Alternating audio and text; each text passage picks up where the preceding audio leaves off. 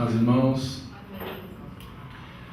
Irmãos, nós nas últimas reuniões, não, na última reunião especificamente, a gente falou sobre,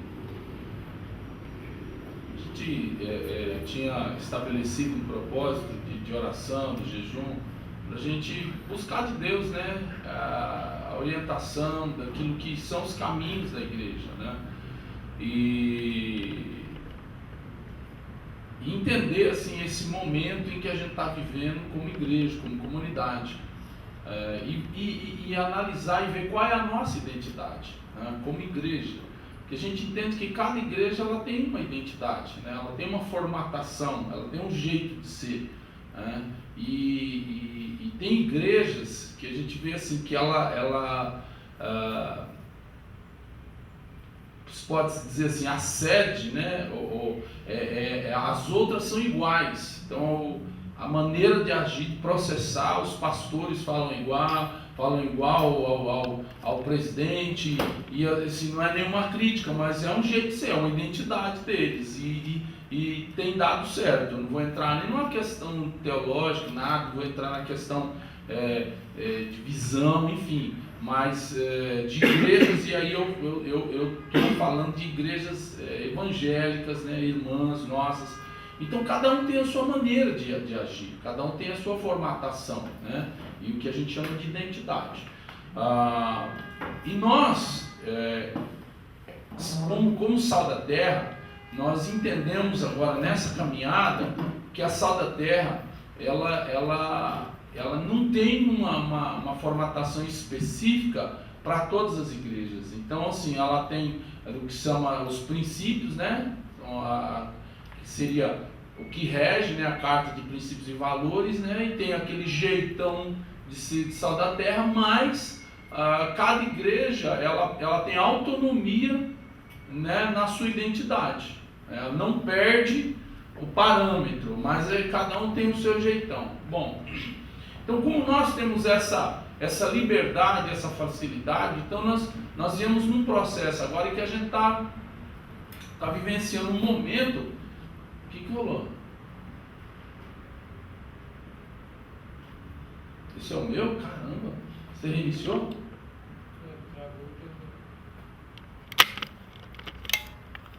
Então, pega o seu, eu tenho um pendrive. Pode ser? Pega um pendrive ali, Marlene, que está ali na bolsa, no bolsinho. Bom, então,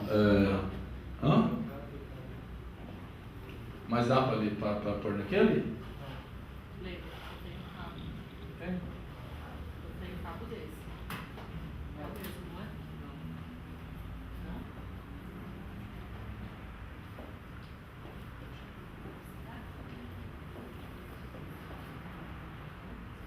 Bom, voltando, vai tentando aí, porque eu não fiz esboço, aí eu tenho que mirar nos trilhos. Então, pensando nisso, pensando nessa questão de identidade, e a gente vendo que, assim, fazendo um diagnóstico, né, da gente, porque eu vou falar hoje sobre saúde emocional, né? Mas eu estava também pensando sobre a questão da saúde emocional da nossa igreja. Como que a gente está?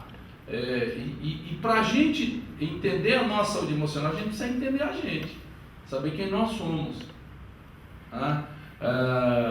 E aí a gente entra nessa questão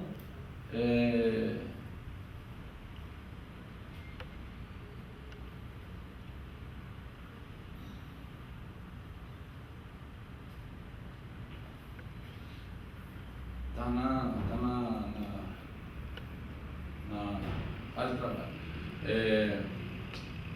Então, pensando nisso, a gente começou como comunidade Sinapse, né, alternativa, e depois na junção com os irmãos aqui da Sal da Terra da Leopoldina, a gente começou então a criar e ter uma outra formatação. Tanto é que algumas pessoas até saíram da igreja por conta disso.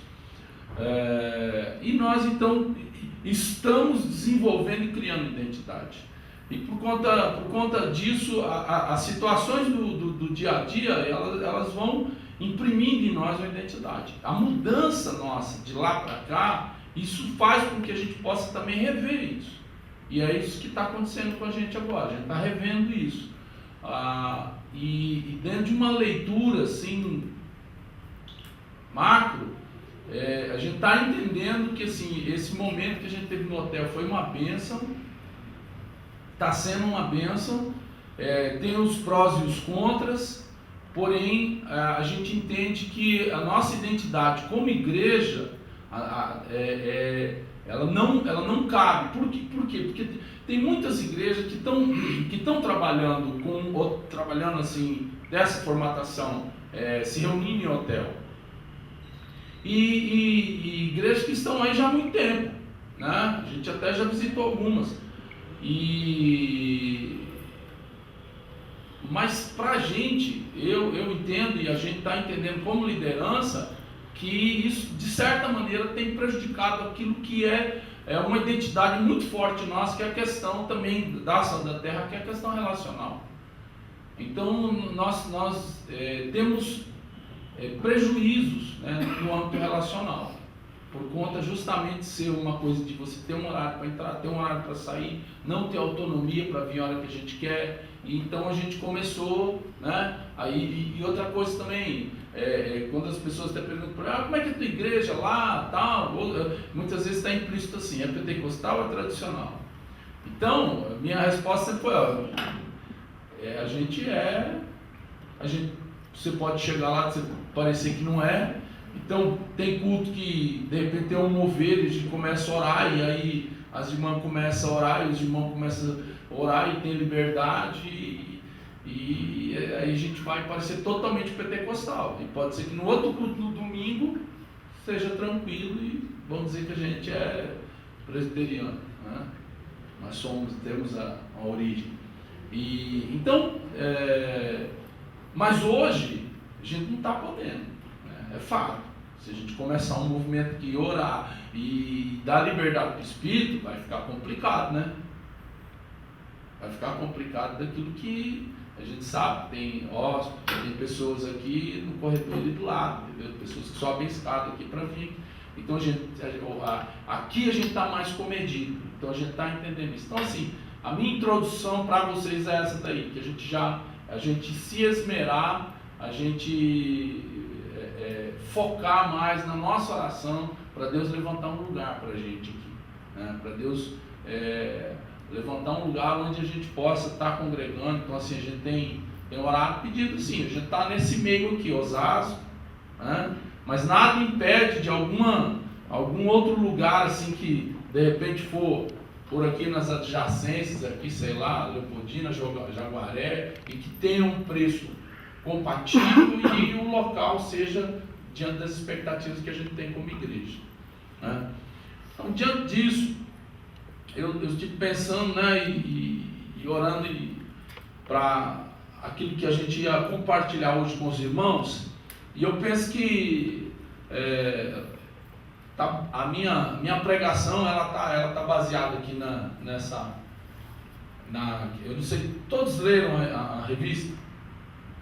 Quem leu especificamente a parte da cura emocional, que leu tudo lá, levanta a mão. Olha, beleza. Então vocês vão ter aqui, depois vão ficar curiosos para ler lá. Porque a minha pregação, eu me baseei ali, então peguei alguns tópicos dali, bastante coisa, aquilo que quando eu fiquei, a Carol, ela pediu também ela pediu para alguns pastores, psicólogos, para estarem mandou várias perguntas sobre saúde emocional, e a gente foi respondendo, e depois então ela fez uma matéria sobre isso daí, que é a matéria da capa da saúde, da Carta Viva. Bom, então vamos lá. Saúde emocional diz respeito à vida cristã como um todo. valores, história, crença, perspectivas, motivações e mais do que isso, como lidamos com essas questões com Deus. Então vamos entender que a gente vai falar de saúde emocional no âmbito cristão, né?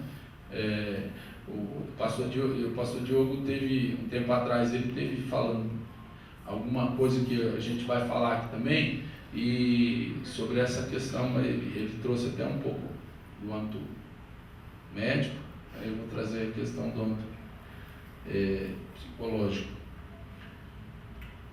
Então, Tessalonicenses, abre aí a tua Bíblia.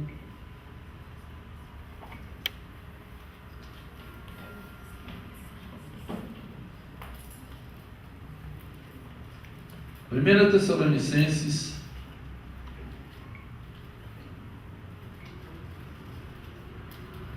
apesar que eu escrevi aqui, mas tá bom. É que a gente tem que falar até na reunião lá, né? Que a gente fica colocando os versículos aqui, os irmãos não estão ali trazendo Bíblia. E o próprio Deus de paz vos santifique completamente, e o vosso espírito e a alma e o corpo sejam completamente conservados irrepreensíveis para a vinda do nosso Senhor Jesus Cristo. Esse versículo ele serve de parâmetro para a gente caminhar dentro dessa visão teológica da tricotomia. Então, o pastor Diogo falou aqui, né, dentro dessa visão que a gente acredita, a gente crê, não que refute a dicotomia. A dicotomia, ela crê que alma e espírito é a mesma coisa, é a mesma essência. A dicotomia. Então, para a dicotomia seria corpo e espírito, e a alma está no espírito. A tricotomia, ela crê em corpo, alma e espírito, né, que são distintos. E ambas têm base. Bom, então lá está corpo, alma e espírito. Então, alguns conselhos que a gente vê, que você lendo, né, na matéria, você vai ver alguns que aí a gente vai estar repetindo alguma coisa que o pastor Diogo já falou. O corpo, nós precisamos de um sono reparador e de prática de exercícios físicos. Pergunta pro teu irmão, está dormindo bem? Está se exercitando? Pergunta aí. Não tem idade não, viu? Ó, põe uma rosinha aí que eu vi tinha uma velhinha de 70 anos, estava surfando. Ela está escutando, né? Não vai querer surfar também. Alma, ter os sentimentos, as emoções e os pensamentos curados de qualquer ferida. Então a gente precisa trabalhar com isso, para que a gente possa ter uma saúde, né, da nossa alma. A gente precisa entrar em contato com isso, né? Com os nossos sentimentos, emoções, pensamentos curados de qualquer ferida. E outra coisa que eu coloco também é que a alma, como no processo dos sentimentos, né, das emoções, ela tem a ver com a nossa interação com o outro, né, daquilo que a gente entende com o outro, daquilo que a gente recebe do outro, né, essa troca. E quando a gente não tem isso, quando a gente não tem esse contato, a gente começa a adoecer na nossa alma, né? O exemplo clássico que eu dou é aquele filme lá do náufrago, né? Então, quando você fica só, você começa a adoecer. Então, você precisa ter contato com o outro. E o contato com o outro, muitas vezes, ele não vai ser bom, porque o outro, ele não vai fazer o que você quer. Então, vai chegar uma hora que, por mais que a pessoa seja seu amigo, né, seja seu pai, seja sua mãe, ele vai ter um conflito. E nesse momento do conflito é que nós vamos, então, crescer como pessoa. A gente vai estar errado ou certo, a gente vai errar ou vai acertar. E naquilo que são as nossas atitudes com o outro, a gente, nessa relação com o outro, né, no se relar, né, nos conflitos, né? Não só nas alegrias, mas nos conflitos, a gente vai aprendendo quem nós somos, né? Os nossos limites, até onde a gente pode ir, que até a gente já passou por isso. Então, assim, eu já fui até aí, eu sei que eu não dou conta. Então, se eu for, vai acontecer alguma coisa. Então, eu preciso trabalhar com isso, eu preciso trabalhar os meus limites. Mais do que fugir disso, eu preciso entrar em contato com isso, para que eu possa, diante das situações que vêm, eu possa saber, né, qual é o meu limite, e daí eu possa também falar para a pessoa, né, eu possa, diante dessas situações, né, muitas vezes a gente foge, né, do conflito, né. Na igreja, os conflitos geralmente começam com a palavra, né? É fofoca. Então tem vezes que a gente, como irmão, a gente escuta alguma situação, e aí o que você faz? Falar, não quero nem saber, eu não vou nem me envolver, porque senão isso aí vai dar rolo. Só que a pior coisa que tem é você escutar aqui, né? Você não devia nem ter escutado, aí você escutou, você falou, e agora?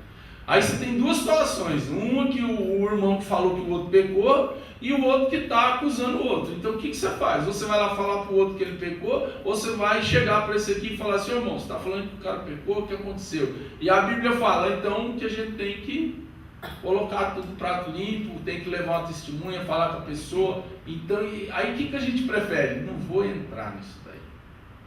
É que nem briga de marido e mulher, ninguém mete a colher, né? Então isso é para o mundo, né? Isso é para o mundo. Agora, para a gente cristão, a gente precisa se meter a colher.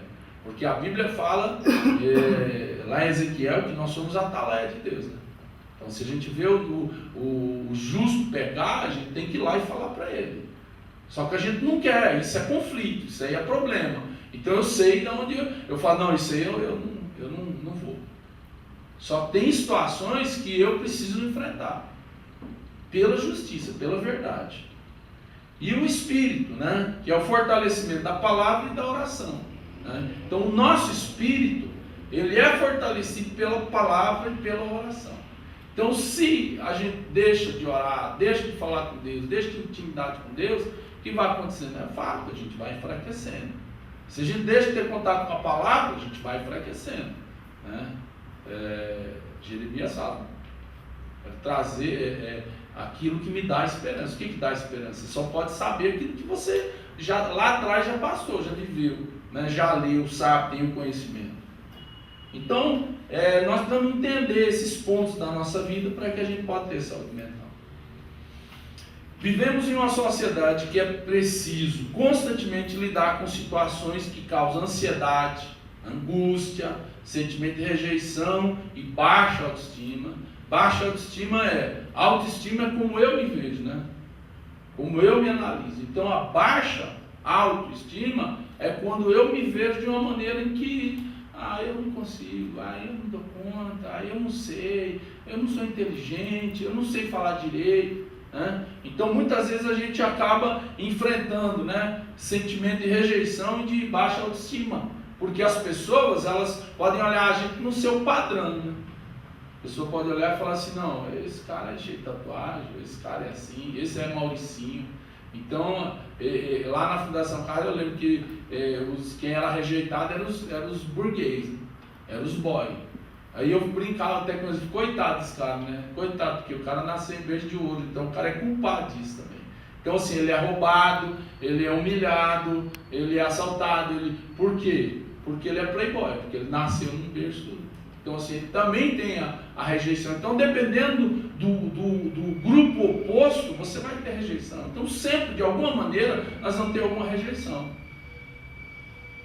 E a gente muitas vezes não quer lidar com isso, né? Estímulos estressantes que afetam relacionamentos e emoções, né? Um dos estímulos estressantes é o próprio trânsito, é um estímulo estressante. E que muitas vezes a gente também age de maneira inapropriada, né? Marli que o diga. É que eu ajo de maneira não apropriada no trânsito. Eu tenho muita dificuldade, irmãos, com pessoas que não dão certo. Alô? Estão aí? Mas vamos falar, por favor. Diante disso, a gente precisa tirar um bom aprendizado das situações vivenciadas no dia a dia, bem como saber gerenciar os pensamentos, administrar e proteger as nossas emoções e filtrar os estímulos estressantes. Tudo bonito, né, irmãos? Até aí, né, como é que a gente vai saber, né? Administrar os pensamentos, né? Proteger nossas emoções.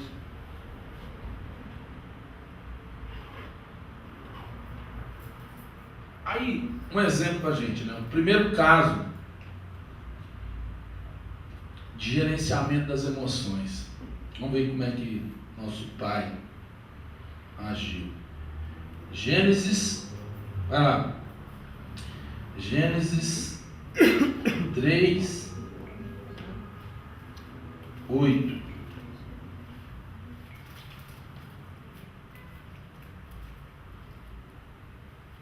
Gênesis 3, 8. O que Adão fez quando ele pecou? Ele era.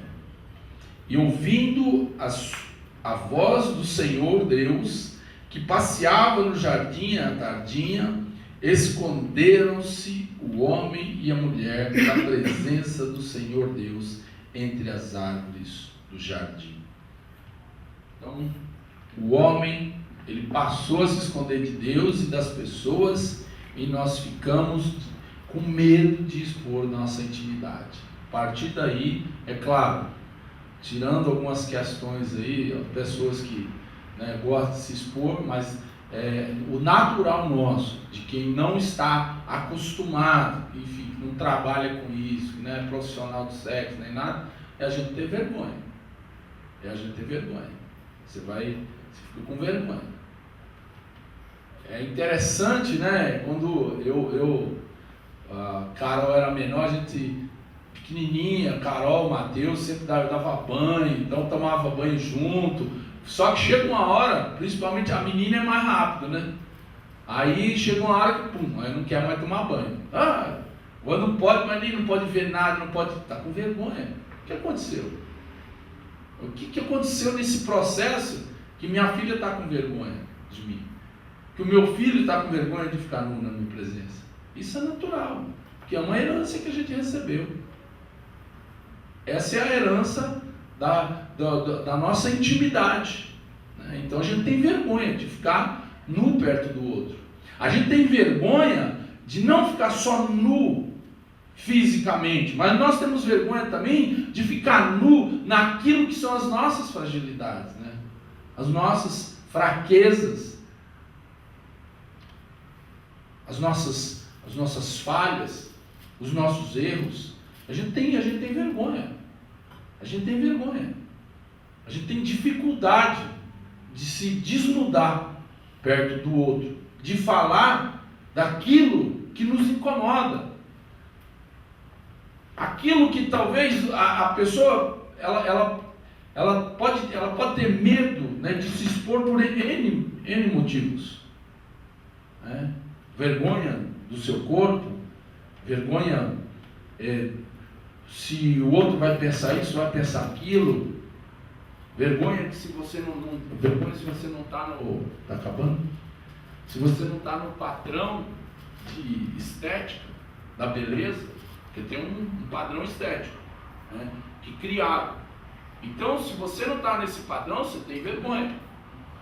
Então, da mesma maneira, a gente também tem vergonha de falar das nossas dificuldades, dos nossos problemas. É interessante que a gente vê quando as pessoas elas têm os pastores e líderes como supra-sumo. Meu pastor é o cara que ele tem uma figura impoluta, né? Então esse cara não erra, esse cara é perfeito. Então essas pessoas elas têm mais dificuldade também de se expor também, né? Foi? essas pessoas elas têm mais dificuldade de se expor. Então muitas vezes a pessoa fala, nossa, mas você é assim, você é igual, você é comum. Eu vejo, as pessoas elas não tinham dificuldade de falar com Jesus, de se expor, porque Jesus era uma pessoa comum, ele não tinha vergonha das suas origens, ele não tinha vergonha de quem ele era, ele não tinha dificuldade de se aproximar, né, do outro, de ficar na mesma dimensão que o outro. Então isso fazia com que as pessoas elas tivessem liberdade e acesso para falar com Jesus, para expor para Jesus as suas necessidades. Precisamos estabelecer relações saudáveis, fugir do egoísmo, do individualismo e buscar ajuda, fortalecendo a comunicação nos relacionamentos interpessoais. Essa coisa da gente ficar em si mesmado, a gente mesmo, não expor, não falar, ter medo do que vão pensar, mas se eu falar isso, que eu fiz aquilo, né, o que vão pensar de mim? Ainda mais se a gente é líder, né? Então isso é egoísmo. Eu estou mais voltado para o meu ego, eu não estou pensando no outro. Porque se eu busco cura para mim, eu busco cura para quem está do meu lado. Olha aqui. Não é tarefa fácil, pois falam das sensações, percepções, muitas vezes que são desconhecidas para a gente. Mas é possível em um caminho onde haja confiança, ambiente de amor, aceitação e muita graça. Então, quando a gente sente que a gente está num ambiente acolhedor, que tem confiança, eu posso falar isso, que o cara não vai me julgar. Eu posso falar isso, que o irmão não vai me julgar, a irmã não vai me julgar. Então eu sou curado. Porque naquele lugar tem graça. Tem amor. Olha que interessante. Eu gosto muito quando eu comecei a ler a Bíblia, assim, uma das coisas que eu lia, eu pensava assim, né? Porque no começo, assim, eu que fiz muita coisa errada no meu passado. Então, você chega na igreja, você tem uma falsa visão de que é todo mundo perfeito, né? Aí você vê pessoas lá orando, outro falando em língua, aquelas pessoas falando bonito, aí vem um fala, outro e assim. Aí você vai vendo as pessoas e você fala, puxa vida, eu sou tão sujo, nossa, fiz tanta coisa errada. Você está chegando ali, né? Você está chegando num ambiente onde que você tem uma imagem de que as pessoas, aquelas pessoas ali, elas são mais, elas estão num top. É tão interessante que tem pessoas que estão desviadas do caminho, que estão aí no mundão e elas ainda guardam isso. Elas ainda têm isso. E elas cobram a gente. Mesmo ela não está vivendo aquilo dali, mesmo ela não estando nos caminhos do Senhor, ela cobra. Ela cobra de você que você seja, né, tem aquela imagem. Então ela não admite você errado. Porque você está lá, você é isso. Então é claro, irmãos, que nós somos exemplo. E a gente tem que ter esse peso, né? Que a gente é exemplo. Então, muitas vezes quando eu faço alguma coisa que eu vejo que eu não estou sendo exemplo, então assim, é peso. É peso você fala, puxa vida, eu tinha que ser exemplo. E eu não estou sendo. Então, se isso é peso para a gente, porque a gente escolheu esse caminho, senão a gente volta para o mundo. Mas a gente escolheu seguir a Cristo. E quando a gente escolhe seguir a Cristo, a gente está escolhendo ser exemplo. E muitas vezes a gente não é bom exemplo. E isso as pessoas cobram. Mas nós temos que entender também que nós não somos blindados. E que a gente vai errar. A gente acerta hoje, amanhã a gente erra. E a vida é assim. E a gente vai errando e acertando e vai aprendendo. Ou a gente precisa aprender. Muitas vezes a gente não quer aprender quando a gente está nessa questão do individualismo, do egoísmo. Pensando só na gente, esquecendo do outro. A gente muitas vezes, que a gente vem na igreja, por quê? Porque a gente está pensando no outro? A maioria das vezes não, a gente está pensando na gente. que eu vou receber? Como é que vai ser o culto? A gente não pensa, puxa vida, eu vou abençoar tal irmão, eu vou fazer isso para tal pessoa, nossa, esse domingo eu quero ir lá na igreja, eu quero lá orar por alguém. A gente não pensa nisso. Mas a Bíblia constantemente ela nos instiga a pensar assim, a pensar no outro.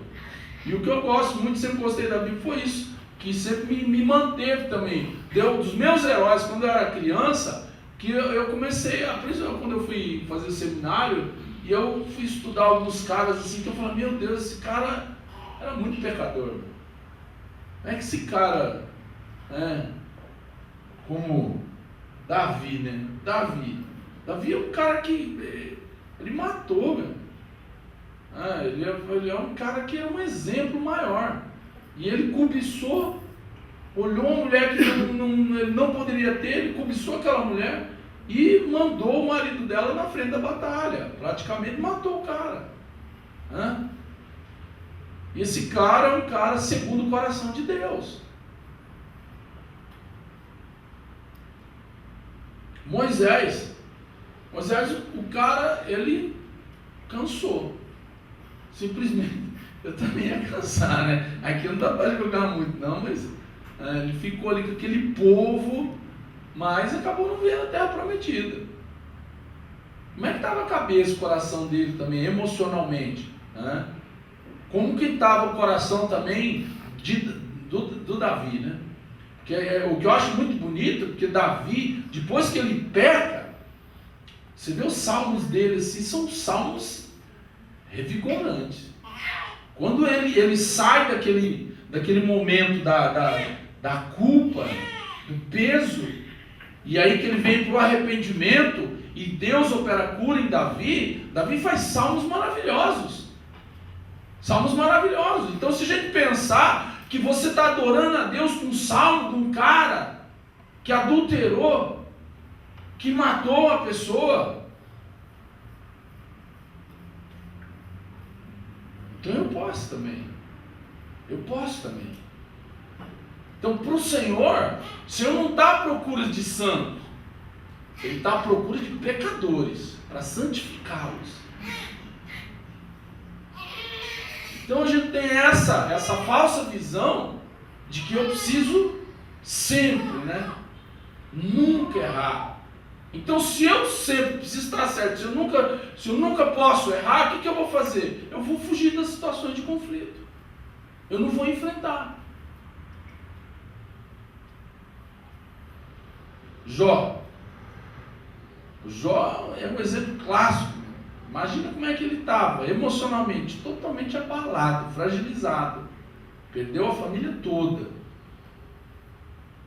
Uma situação que vem sobre a família e que ele é atingido. E que esse homem chega no momento que ele está em frangalhos emocionalmente. Mas Deus restituiu. E o outro, Saul. Saul, um homem que Deus levantou, mas que ele não conseguiu enfrentar as suas limitações. E ele se perdeu naquilo que a gente falou anteriormente, que é o individualismo, o egoísmo. Porque muitas vezes, queridos, a gente, mesmo na liderança, dá um exemplo para vocês. Você tem conselho de pastores, a gente vai no conselho de pastor. Então você chega lá, aí os pastores vão chegando, todo mundo bonitão, Aí você vai conversar, muitas vezes, dependendo, você pode ter uma conversa. Então minha igreja está assim, minha igreja está assada, eu estou não sei o quê. E aí você não quer. Aí eu falar, minha igreja tem 1.000 membros, a minha igreja tem 10.000, a outra tem 1.500, outra aí você vai falar, a minha tem 60 membros. Você fica até acanhado. Então muitas vezes a gente vai se perdendo naquilo que não tem nada a ver. Não tem competição nisso. Aí o Paulo Júnior, ele tem uma receita, Quantos milhões ele falou que tem? Ele calcula a Goiânia toda, Era isso, Percentual de evangélicos. O percentual que tinha de evangélico. A minha igreja aqui em Goiânia tem tanto. sei quantos mil. Nossa, esse cara é forte, mas é minha igreja. Então ele está falando da igreja como um todo. Então assim, ou seja, dando um tapinha de pelica na cara dos caras e dizer, pô, estamos competindo agora. A gente é tudo corpo, a gente é igreja. E a gente também, como pastor, pode se perder na vaidade. Né? A gente pode se perder, a pessoa, né? Fala, nossa, mas Vini, você é um ótimo cameraman, você é um ótimo professor. Aí você acaba se iludindo. Então é um que fala, outro que fala. Então Saul ele foi se iludindo. Ele se iludiu e ele perdeu o foco. Então a gente perde o foco também. Muitas vezes a gente perde o foco por causa do outro, por causa da palavra do outro, por causa daquilo que os outros projetam na gente. Então quando nós somos a projeção da vontade do outro, a gente se perde naquilo que é as nossas vaidades, porque o que Deus quer é que a gente se esvazie, que Ele seja exaltado. Então, quando isso não acontece na nossa vida, né, aí é o erro. Nossa, Leandro, mas está tocando demais, né? Nossa, eu lembro aquele dia que você pegou lá aquele aparelho, começou a dar umas voltas, você saiu dançando lá em Minas. Nossa, precisa de vez, Mael. Acho que vai filmando. Nossa, está demais. Como músico, como dançarino, demais. Eu acho que você precisa até cantar na banda. Aí o cara já, opa, não, realmente, danço desde criança e tal. A gente é envolvido, né? O elogio. Eu costumo brincar e dizer o seguinte, ó, cuidado com aquela pessoa que bate muito na tua costa, hein? Eu aprendi, não sei aonde, que quem bate muito nas costas é que está querendo saber onde é o buraco da faca, né? Ai, aqui. Pá. Aquele que muda tapinha na tua costa, amanhã é o cara que vai, né, que vai te puxar a rasteira. Então a gente tem que estar esperto, porque o amigo é aquele que fala na nossa cara, aquele que fala, né, com amor, mas que fala a verdade. Fala, meu irmão, você está errado. Meu irmão, você não pode fazer isso. Né? É óbvio que na hora a gente não aceita, mas a gente precisa entender, né, que de fato essa pessoa ela está nos protegendo.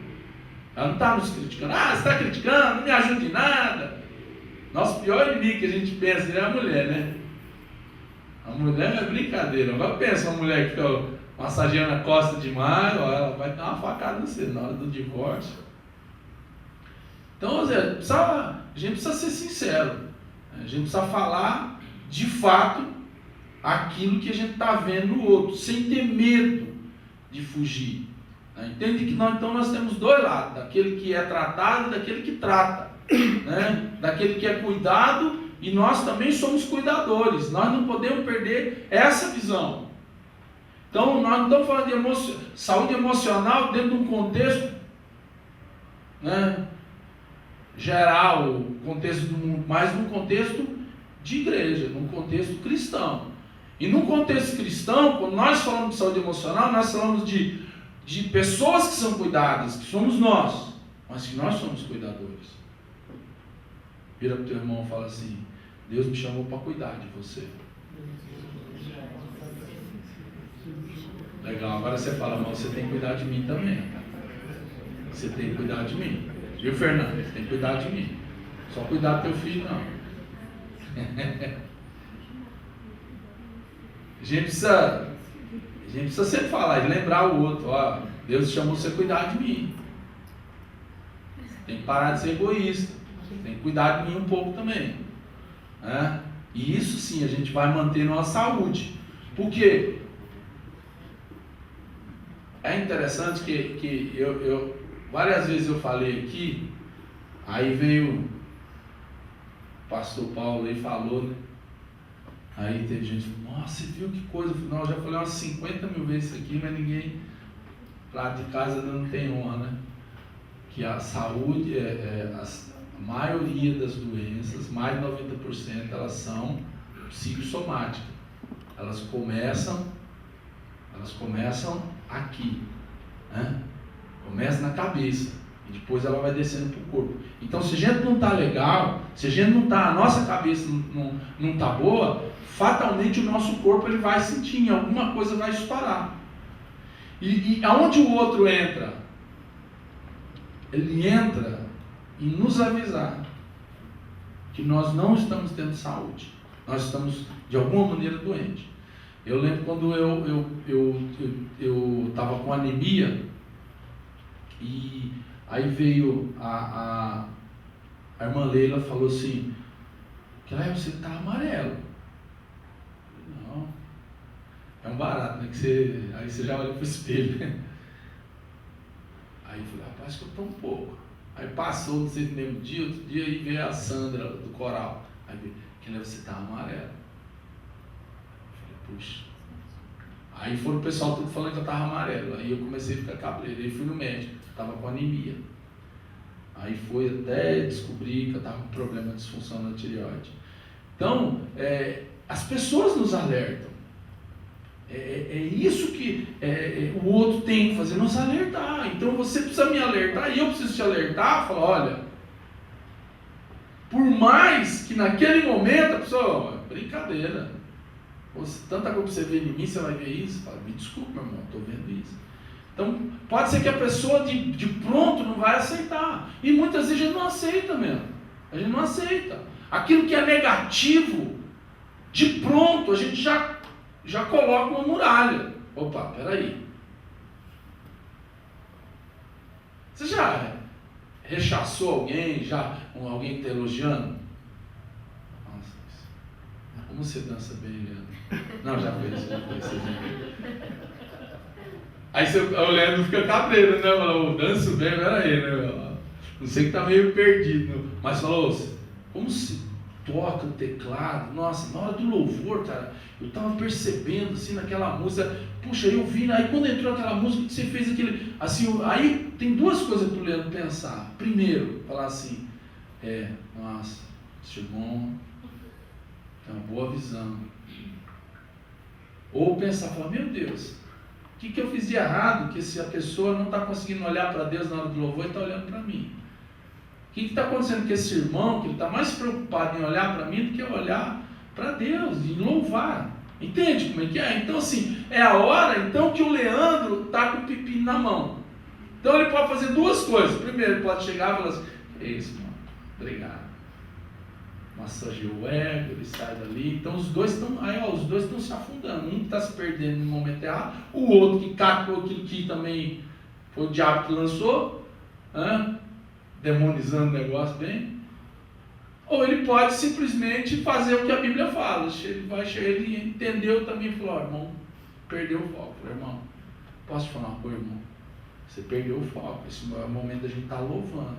O que o irmão vai fazer? Fala, misericórdia, eu estou elogiando o irmão e ele ainda está me sentando a lenha. É fato. De pronto, ele não vai aceitar. Mas se for pelo menos uma pessoa, né, que entende um pouquinho numa caminhada cristã, ele vai falar, puxa vida, vai cair a ficha, né? Ô Leandro, lembra aquele dia? Obrigado, irmão, valeu, realmente eu ouvi mesmo. Eu não estava nem louvando, estava prestando atenção em outra coisa. Então, essas situações de desconforto. Então, para a gente como cristão é muito difícil. Por quê? Porque a gente precisa tratar da gente e do outro. Então, quantas vezes a gente não é curado curando? Né? A gente está afunhanhado, ferrado, né? Tá lá, não está legal, e aí a pessoa chega e está precisando de ajuda. Então, nessa condição de que você está agora querendo ser ajudado, Deus te coloca na situação de ajudador. E aí você fala, eu não tenho condição. Então eu quero te dizer, realmente você não tem mesmo, eu não tenho mesmo. Nós não temos. Porque aí é quando Deus age. Quando a gente realmente fala, eu não tenho condições, mas eu faço, é porque aí eu deixo Deus agir. Aí eu sou bíblico. O que estou dizendo? Quando eu estou fraco, aí é que eu sou forte em Deus. Aí é que Deus me usa, porque aí eu posso ser canal. Não tem obstrução. Entende? Quando eu sou fraco, não tem obstrução. O Espírito Santo ele me usa numa boa. Porque não tem resistência. É da maneira dele. Agora, quando eu sou forte, quando eu resisto, então eu estou colocando a minha maneira. É do meu jeito. E aí não vai dar certo. Aí não vai dar certo. Aí é o tal do egoísmo, do individualismo. Saúde emocional para o cristão é um aprendizado constante de ser como Jesus é, não se pautando no sentimento ou impressões para determinar a vida, ou em traumas para limitar a alegria.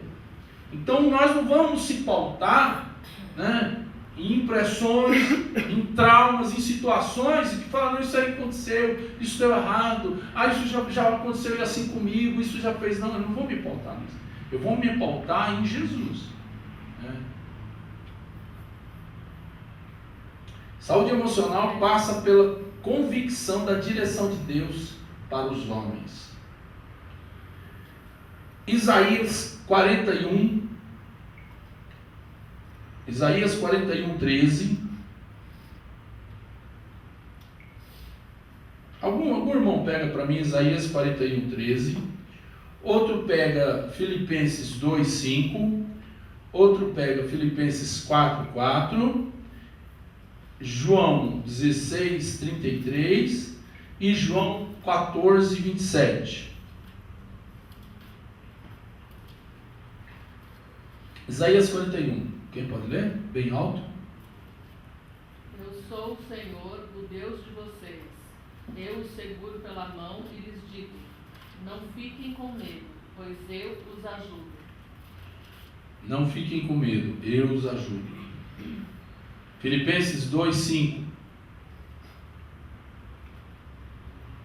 Tende em vós aquele sentimento que houve também em Cristo Jesus. Ele, Jesus, teve saúde emocional. Então nós temos que ter o mesmo sentimento que ele teve, sentimento de amor, de compaixão. O que é compaixão, né? É você sentir a dor do outro. E isso, né, ele fazia muito bem. Filipenses 4, 4. Regozijai-vos sempre no Senhor. Outra vez digo, regozijai-vos. Regozijai-vos sempre. Outra vez digo, regozijai. Nós trabalhamos aqui com o pastor Paulo sobre a terapia da alegria aqui, né? E é um exercício. Se alegrar é um exercício terapêutico para que a gente possa ter saúde emocional. Se alegrar. E se alegrar é uma decisão, queridos. Se alegrar é uma decisão. Então, eu tenho que me decidir ser alegre. Ou eu vou decidir a ficar triste. Se alegra. Então, se ele está mandando, regozijai-vos. Está mandando. Ele não está falando assim, ó, quando você sentir que você deve ficar alegre. Não, regozijai-vos. Alegre-se. É uma ordem. Então nós temos que exercitar a alegria. Temos que exercitar a alegria. Como é que a gente exercita a alegria? Quando a gente refuta a tristeza. Eu não vou me entristecer. Eu não vou me deixar levar por isso. Mas eu vou me alegrar. E eu ficava pensando assim, né? Puxa vida, mas quando morre um ente querido? E quando você tem uma perda traumática? Como é que eu posso me alegrar? Aí, a alegria não é o âmbito da felicidade. Não é mostrar os dentes. Mas é ter o teu coração alegre, convicto de que Deus está no controle. A gente não se desesperar. Então, e é interessante que Paulo, ele escreve isso na cadeia. Ele está preso. João 16, 33. Tenho-vos dito isto para que em mim tenhais paz. No mundo tereis aflições, mas tende bom ânimo, eu venci o mundo. No mundo tereis aflição. Vira para o teu irmão e fala assim: você já teve aflição hoje? Fica tranquilo, pode ser que ainda rola mais tarde uma aflição. Ô, pastor, misericórdia, meu. Mandando eu profetizar aflição por irmão. Não, só estou falando uma coisa que no mundo tereis aflição. É a palavra fala. Então, por que eu preciso falar isso? Porque eu preciso lembrar disso. Porque quando ela vier, eu sei, a palavra já me falou isso. Hoje apareceu aflição. Então você já está preparado. Apesar que a gente nunca está preparado, né? Mas na hora, você vai falar, o que é isso? Não veio, isso é do capeta, isso é não sei o que. Não, peraí. Se Deus está no controle de todas as coisas, então Ele permitiu isso. Isso pode até ser uma coisa que aconteceu, que não foi Deus que fez, mas Ele permitiu. Não é uma coisa que você fala, não, tá, é sério mesmo, tinha que morrer desse jeito, tinha que ser assim. Não. Deus, Ele permite. Então a gente tem que entender que tem a vontade absoluta e a vontade permissiva de Deus. A vontade absoluta é quando Ele quer que a gente seja feliz, Ele quer que a gente não sofra, que a gente tenha saúde, que a gente tenha dinheiro, que a gente tenha paz. É isso que Ele quer. Mas a vontade permissiva é quando situações acontecem para que a glória dele seja manifestada de alguma maneira, em alguma situação, onde Ele vai reverter aquilo que para a gente é desgraça, Deus vai transformar em graça. E o outro, João 14, 27.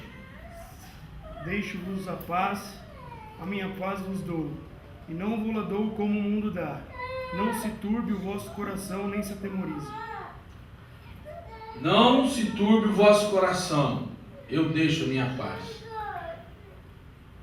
Isso é algo que é uma palavra que a gente precisa determinar no nosso coração também. Não é só uma coisa que você fala, não, Ele deixou a paz, não, tá com paz. Mas você não está sentindo paz. E aqui eu digo, queridos, uma paz de alguma situação que advém assim, de uma perda, de um acidente, você não está com paz, você está triste, mas Ele fala, eu deixo a minha paz. Fica na paz. Mas eu estou triste, eu estou atribulado, eu estou com dificuldade. Tudo bem, mas a minha paz está com você. Então, queridos, é um exercício. Ela vem na hora? Não vem. Ou pode vir, não sei. Mas geralmente não vem. Pelas condições naturais e emocionais nossas, então nós vamos ter um período de absorção daquela situação. Da gente decodificar essa mensagem e falar assim, não, Deus está comigo. Deus está comigo, Ele tem um propósito. Não é possível que eu vou bater esse carro justo agora. Não é possível que esse negócio vai quebrar justo agora. Deus, me dá a tua paz, me dá a tua paz. Então aí eu tenho que profetizar aquilo que Ele já me deu, que Ele já determinou para mim. Então, na hora eu não vou ter. Quanto tempo vai passar, eu não sei. É o tempo de como você administra a sua fé e os seus sentimentos.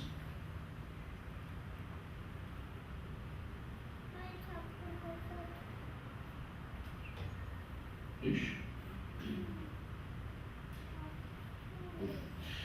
Por fim, saúde emocional para o cristão é tomar consciência de inverdades, dores, ou mesmo daquilo que nos tornamos por conta das experiências traumáticas e por defesas patológicas que erguemos em nossa vida e descobrir o que Deus diz sobre nós. Então, saúde emocional também é isso. Eu me olhar e eu ver o quanto que eu sou pecador. Eu ver o quanto que eu tenho problema. É eu ser chamado a atenção pelo irmão e não refutar o irmão e falar, não, eu tenho problemas. Porque nós temos, queridos. Nós somos fruto de muitas coisas que nós carregamos culturalmente e que a gente tem nem consciência. De palavras que foram lançadas para a gente pelos nossos pais, pelos nossos avós. E aqui eu estou falando da coisa ruim, né? Tem muita coisa boa, né? Que os pais lançaram, que fizeram. Muita coisa boa. E se eu falar com a minha mãe aqui, ela vai falar. Ela vai concordar comigo. Amém? Se a gente colocar aqui no balde, vai ter só, maioria, só coisa boa que minha mãe fez. Maioria. Esmagadora. Boa, né? Mas teve coisas na ignorância dela. Eu como pai também, na minha ignorância de coisas que eu faço, que eu falo. E muitas vezes até coisas que eu já sabia e depois você vai falar, puxa, como é que você fez isso? Você sabia que não podia fazer isso. Não podia falar isso. Então, nós recebemos isso. Nós temos traumas de coisas que a gente passou no nosso passado. Vivenciou no nosso passado e que muitas vezes nós não queremos mais descortinar isso, não queremos mais tratar isso. Mas situações que vêm à tona para que Deus possa intervir e curar a gente. Para que a gente possa então ser agente de cura de outras pessoas. E não é fácil não. Eu queria terminar então com alguns conselhos práticos e para cima, né? Bom, o óbvio, o ululante, leia e pratique a Bíblia, viva segundo aquilo que Deus te ensina na sua palavra. Invista o seu tempo um pouco mais em ouvir as pessoas do que falar de si a elas. Busque sempre tirar um tempo para você. Cuidar de si é necessário. Organize a sua vida para o trabalho, lazer, cuidado com o corpo, reflexão, conversas com os amigos.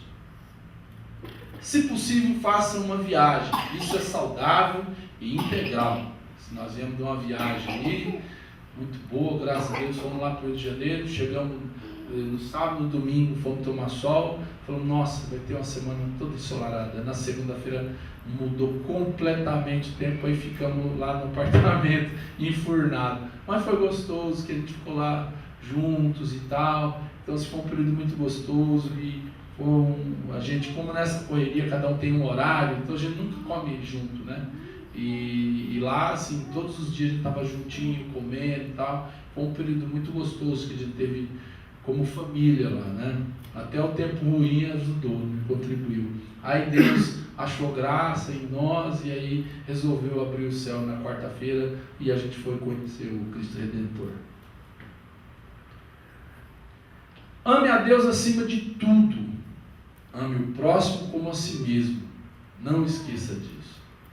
Queridos, eu falasse que eu acho que esse aqui é um dos mais difíceis que tem. Esse aqui é um dos mais difíceis.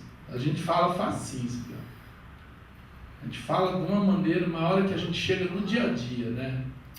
Quando a gente se depara com o outro, com o diferente, com o inesperado, com o contrário, aí esse versículo aqui não faz muito sentido para a gente, né? Que Deus fala para amar o próximo, e o próximo é qualquer um. Aí Jesus, eu ia falar para piorar o caldo, né? Não foi. Mas ele ainda fala, ame teus inimigos, né? Aí a gente não dá conta disso. Não dá mesmo. Aí é só com o Espírito Santo. Aí é só com o Espírito Santo. Porque o próximo, que é próximo, parente, muitas vezes não dá conta. Imagina o inimigo. Então, para mim, esse aqui é um dos mais difíceis que tem. Não tenha medo do mal. Enfrente qualquer coisa por amor a Jesus. Não coloque na conta de ninguém o que você faz por elas. Faça e tente esquecer. Abençoe e seja abençoado. Simplesmente fala, eu vou abençoar. É difícil, gente. Eu vou falar uma coisa para vocês. Eu estava no Rio.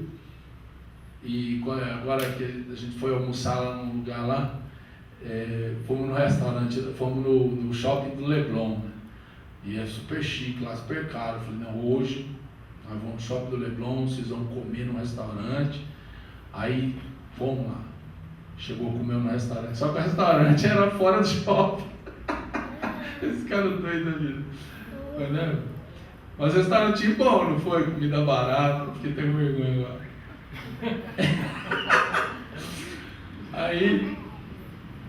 Aí eu tava lá, então, aí veio um rapaz pedindo comida lá, né? Restaurante aberto, assim, né? Chique, né? Aí o cara passou, um rapaz lá e falou, dá um dinheiro, sei lá. Aí eu, cara, tô num restaurante, o cara tá vindo aqui, mínimo ele quer comida, né? Aí eu fiquei constrangido, né?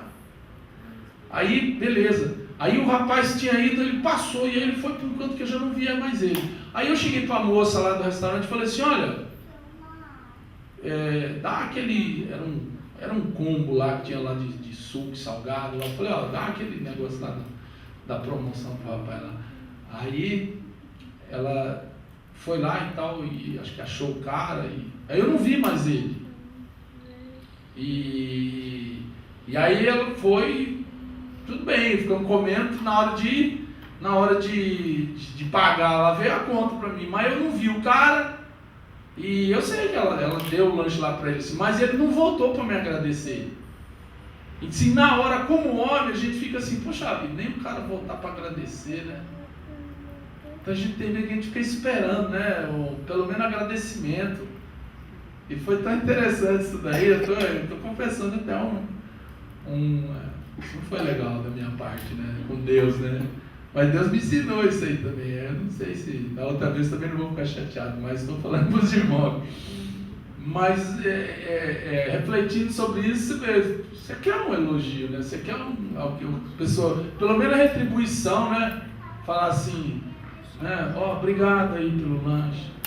Ou que a outra coisa bem pequenininha é você deixar uma pessoa, você está indo no trânsito, aí vem uma pessoa assim, aí você, não, pode passar, aí o cara passa, nem olha para você e fala, poxa, se eu soubesse eu não deixava. Você não tem esse sentimento? Se eu soubesse eu não deixava. Se eu soubesse eu não pagava o alimento. Se eu soubesse eu não fazia isso. Nós estamos errados. Porque não é por isso que nós estamos pagando. Não é para ele retribuir. Nós estamos fazendo isso porque a gente tem que fazer. Porque como cristão é nossa obrigação. A gente tem que ter esse sentimento. Mas a nossa carne não fala isso. E a gente tem que lutar contra isso. Querer elogio. Espere sempre os milagres de Deus. Confie nas surpresas da graça. Plante no chão fértil do reino de Deus e sempre dê toda a honra e toda a glória.